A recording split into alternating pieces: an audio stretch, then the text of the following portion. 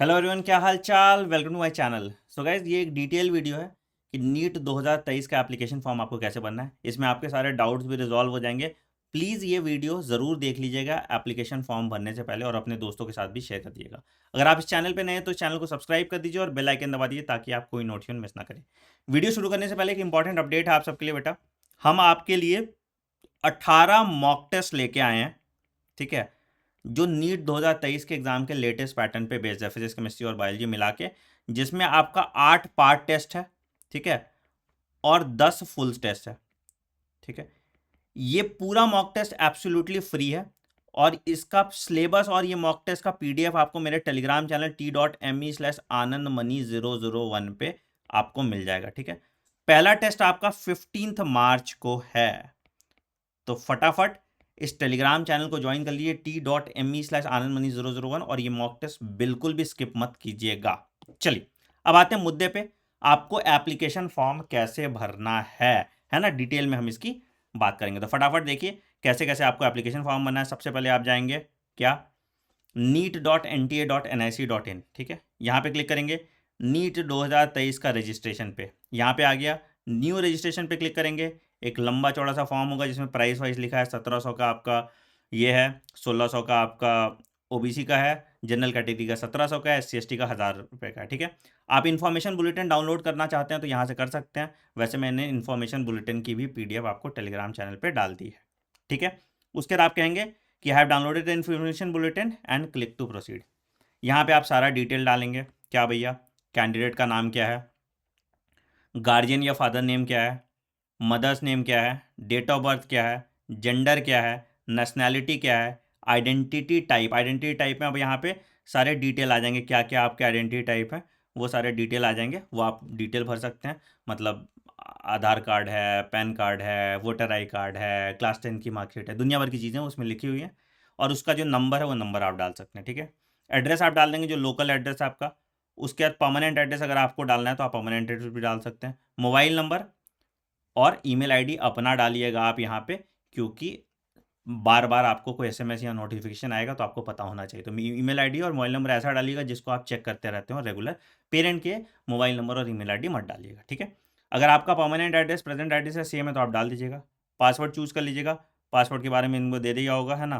तो आप जो भी पासवर्ड अपना चूज़ करना चाहते हैं आप चूज़ कर सकते हैं। अब देखो पासवर्ड कैसा होना चाहिए, तो 8 से 13 कैलेंडर लॉन्ग होना चाहिए, एक अपर केस होना चाहिए, एक लोअर केस होना चाहिए, एक न्यूमेरिक वैल्यू को होना चाहिए और एक स्पेशल कैरेक्टर होना चाहिए, ठीक है। तो जैसे कुछ भी डाल दो, आनंद 1 @ है ना, तो ये पासवर्ड हो जाएगा, ठीक है। उसके सिक्योरिटी क्वेश्चन कुछ भी डाल दो कि तुम्हारा कहाँ विजिट करते हो, फर्स्ट स्कूल का नाम क्या है, याद रहेगा तुमको, कल को रिकवर करने में आसान हो जाएगा। इसको सबमिट कर देंगे तो कुछ ऐसा फॉर्म आ जाएगा आपको। ये सबमिट कर देंगे तो ऐसा कुछ बन के आपके पास आ जाएगा, है ना। मैं रेप्लिका ही दिखा देता हूँ, इस तरह का कुछ आ जाएगा, ठीक है। कि contact detail, personal detail, Aadhaar detail, apply for exam centre, इस तरह का एक पेज आ जाएगा। अब आप क्लिक करेंगे पर्सनल डिटेल पे तो आपका पर्सनल डिटेल जो भरा हुआ था वो भरा हुआ दिख जाएगा, ठीक है, जो भी है, ठीक है। अब यहाँ पे आपको कुछ कुछ डालना है। क्या, पहला देखिए कि कहाँ से आपने 12th पास किया, ठीक है। आपकी कैटेगरी क्या है, SC हैं, ST हैं, OBC हैं, EWS है ना। तो बेटा EWS मतलब अगर आपका फैमिली इनकम कम है तो आप EWS डाल सकते हैं, जनरल कैटेगरी, ठीक है। OBC अगर आप नॉन क्रीमी लेयर में है तो OBC आप नॉन क्रीमी लेयर डाल सकते हैं, ठीक है। अगर क्रीमी लेयर में है तो जनरल है। कास्ट पे मैं अलग से एक वीडियो बना दूंगा, कौन से कास्ट सर्टिफिकेट यूज़ करने, कहाँ बनाना है, ये अलग से वीडियो बना दूंगा। जो भी क्वेश्चंस आपके आते जाएंगे आप कमेंट सेक्शन में डालते रहिएगा, उस पर एक डिटेल वीडियो अगले 15 मिनट या अगले आधे घंटे में बन जाएगा, ठीक है। चलिए, आप PWD कैंडिडेट हैं, मतलब फिजिकली हैंडीकैप्ड हैं तो बता दीजिए उसमें येस और नो। डायबिटिक हैं तो येस और नो। प्लेस ऑफ रेसिडेंस कहाँ है, एनुअल फैमिली इनकम क्या है, माइनॉरिटी से बिलोंग करते हैं कि नहीं, कंट्री ऑफ रेसिडेंस क्या है। और अगर आप नीट एग्ज़ाम के दिन कोई कस्टमरी ड्रेस पहनना चाहते हैं, मतलब कभी कभी बहुत लोग होते हैं जो ट्रेडिशनल ड्रेस पहन के जाना चाहते हैं एग्ज़ाम देने के लिए रिलीजियस कारण से, ठीक है, तो उनको पहले से ये डिस्क्लेमर डालना पड़ेगा ताकि उनकी चेकिंग अलग से हो पाए, ठीक है। फिर आपका मोड ऑफ प्रिपरेशन क्या है वो आप डाल दीजिए, सिक्योरिटी पिन डाल देंगे और सेव एंड नेक्स्ट करके आप अगले पेज में आ जाएंगे, ठीक है। आधार कार्ड है तो आधार कार्ड का नंबर डालेंगे और उसके बाद आपको बाकी सारी चीज़ डिटेल भरनी पड़ेंगे, ठीक है। फिर एग्ज़ाम सेंटर डिटेल, पहला चॉइस, दूसरा चॉइस, ठीक है। और यहाँ पे तुम्हारा ये सिग्नेचर करके आप यहाँ पे डाल दोगे कि क्वालिफिकेशन क्या है आपका, है ना, पेरेंट का क्वालिफिकेशन क्या है और मदर का क्वालिफिकेशन क्या है, ठीक है।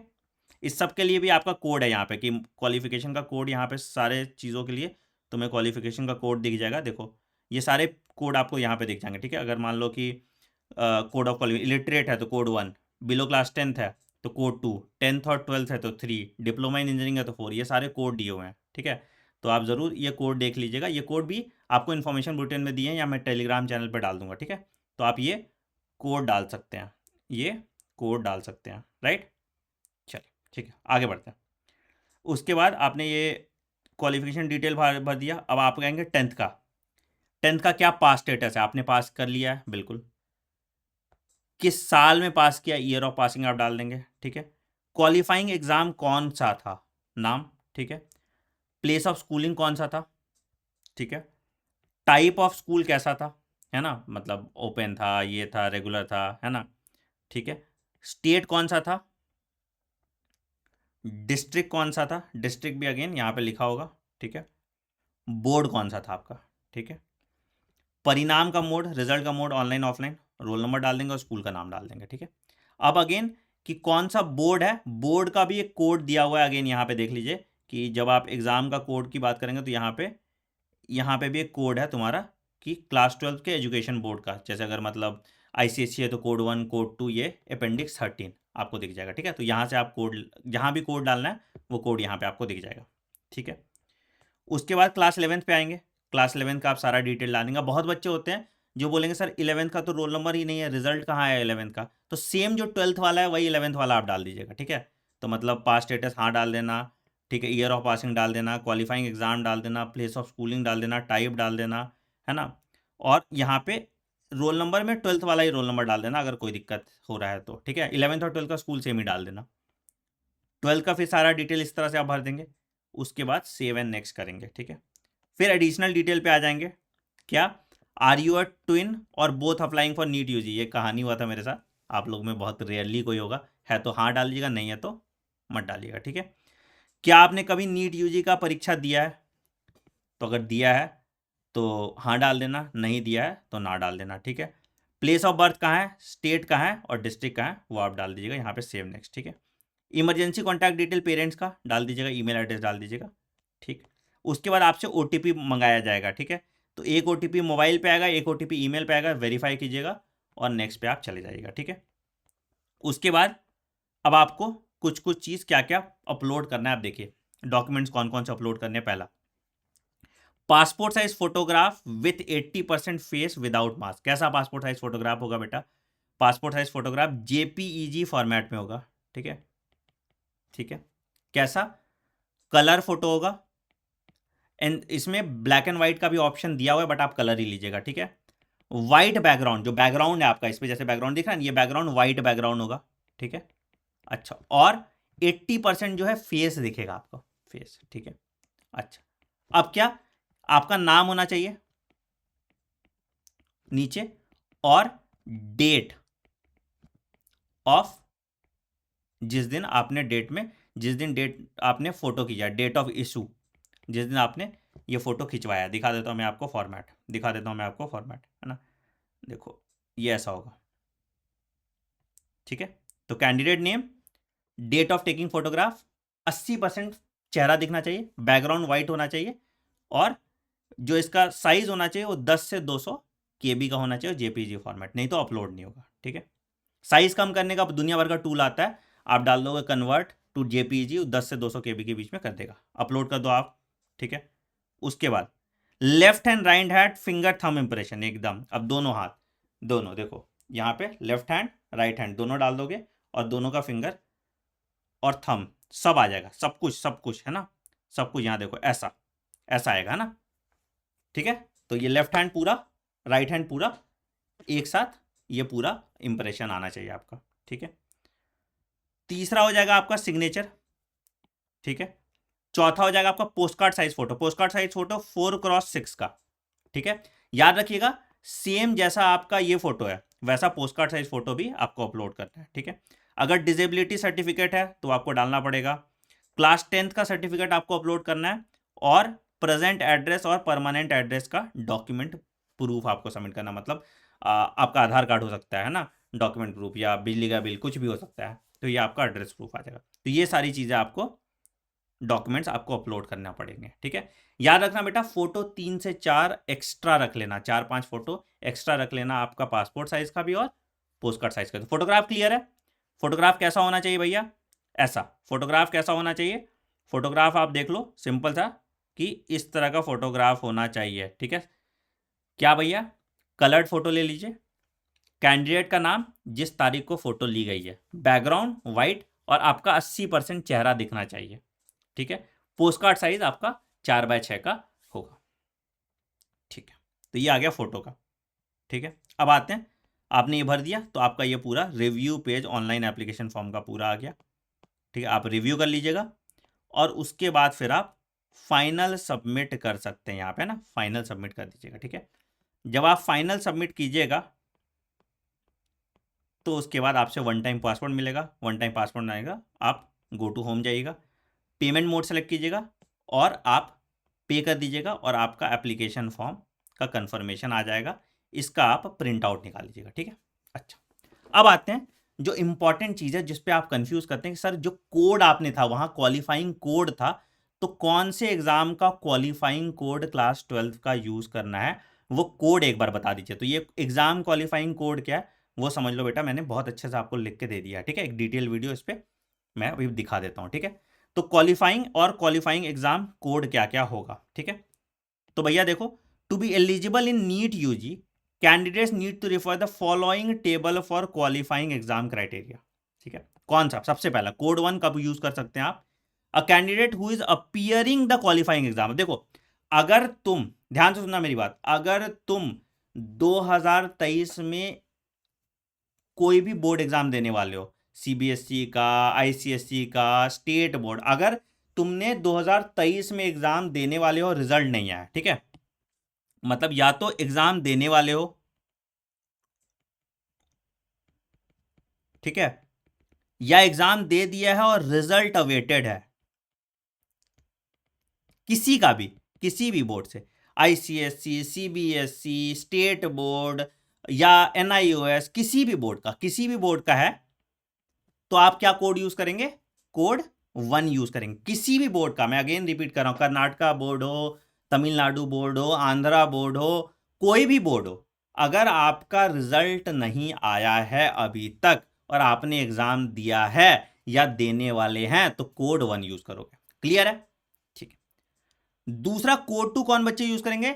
जिन्होंने क्लास 12 का एग्जाम दे दिया कहीं से भी, सीबीएसई से, आईसीएसई से, एनआईओएस से, कहीं से भी दे दिया और उनका रिजल्ट आ गया है और ये ड्रॉप ले रहे हैं, ठीक है, ड्रॉप ले रहा है। अब उस ड्रॉप ईयर में तुम कुछ भी कर रहे होगे, हो सकता है तुम बीएससी कर रहे होगे, तुम बीपीटी कर रहे होगे, बीएचएमएस, कुछ भी कर रहे हो, कुछ भी कर रहे हो। अगेन मैं रिपीट कर रहा हूं बेटा, अगर तुमको कोई भी कोड समझ नहीं आ रहा तो कोड 1 और 2 में से तुम्हारा काम हो जाएगा। अगर तुमने एग्जाम नहीं दिया है या एग्जाम दिया है और रिजल्ट अवेटेड है तो कोड 1, अगर तुमने एग्जाम दे दिया है तो आप डाल दो कोड 2, ठीक है। अब यहां पे दो चीज जो इंपॉर्टेंट है जिस पे आप पे बात करना है, पहला कि भाई देखो क्या लिखा है, candidates who have pass class 12 from open schooling और as private candidate shall not be eligible to appear for NEET exam, ठीक है। और यहां पे स्टार लगा है बेटा, ये मैटर कोर्ट में है, तो अभी जो एनआईओएस वाले बच्चे हैं